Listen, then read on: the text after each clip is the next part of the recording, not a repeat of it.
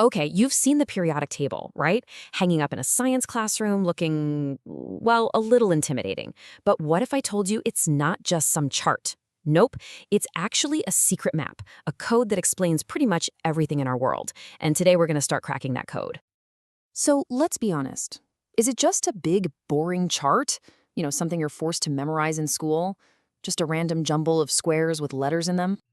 No way. Not even close. The best way to think about it is it's a secret map. Seriously, it's a map that organizes everything in the universe, and once you know how to read it, the world of chemistry it opens right up. And, like any good map, this one is split up into different regions. Every single element fits into one of three major groups. We've got metals, nonmetals, and metalloids. Understanding these three territories, that is the absolute key to unlocking the whole thing. All right, let's start our journey.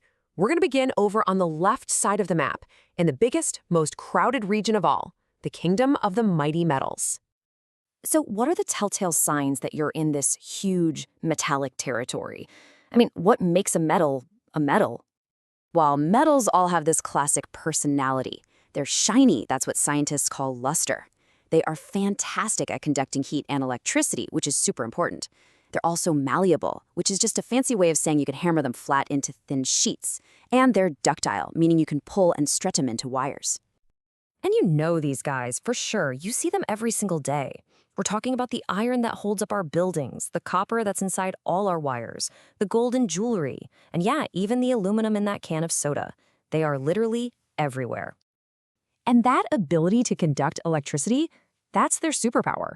It is the very reason our modern plugged-in world can even exist. Simple as that. Okay, time to pack up. Let's travel across our map, way over to the right side.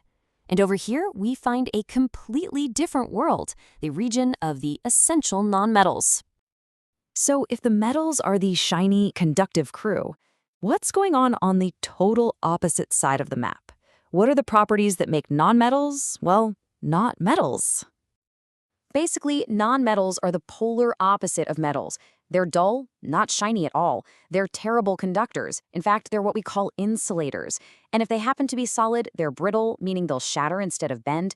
And get this, a lot of them aren't even solid to begin with. They're gases at room temperature. But hey, don't underestimate them. Nonmetals are the absolute fundamental building blocks of life itself. I'm talking about the oxygen you're breathing right now, the carbon that makes up all living things, and the nitrogen that fills up most of the air around us. And here's a wild fact for you. Your body is mostly made of nonmetals. Yep. You might wear some metal jewelry, but your actual body, are overwhelmingly made of nonmetals. Without them, we just wouldn't be here.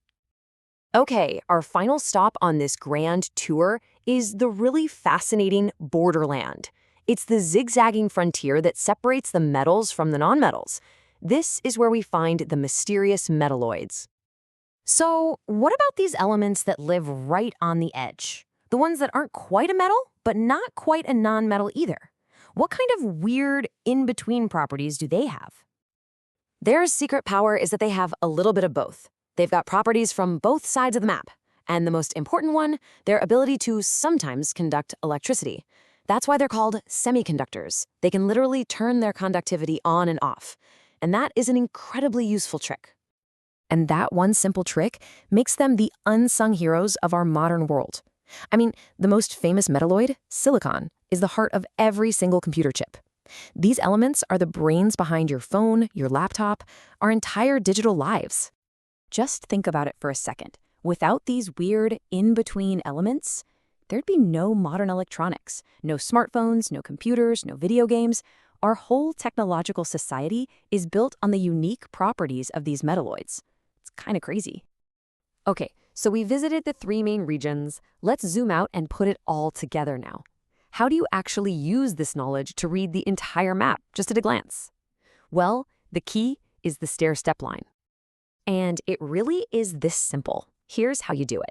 First, just find that zigzag line over on the right side of the table. Now, with just a couple of little exceptions, pretty much everything to the left of that line is a metal. Everything to the right is a nonmetal. And the elements that are physically touching the line, bam, those are your metalloids. And look, here it is, all laid out for you. On the left and in the middle, you've got the metals, shiny, conductive, bendable. Over on the right, the nonmetals, dull, poor conductors, and brittle. And right there, hugging that stair-step line, are the metalloids, borrowing a little bit from both worlds. So, here's the big takeaway, the final thing to remember. Metals are the shiny, strong conductors that build our world. Nonmetals are the dull, poor conductors that are essential for life. And the metalloids? They're the in-between elements that power our tech. 3 regions, 3 totally crucial roles. So there you have it. The periodic table isn't just some boring chart anymore, is it? It's a map full of potential, a toolkit of cosmic ingredients. And now, you have the key. You know how to read it. So the only question left is, what are you going to build with it?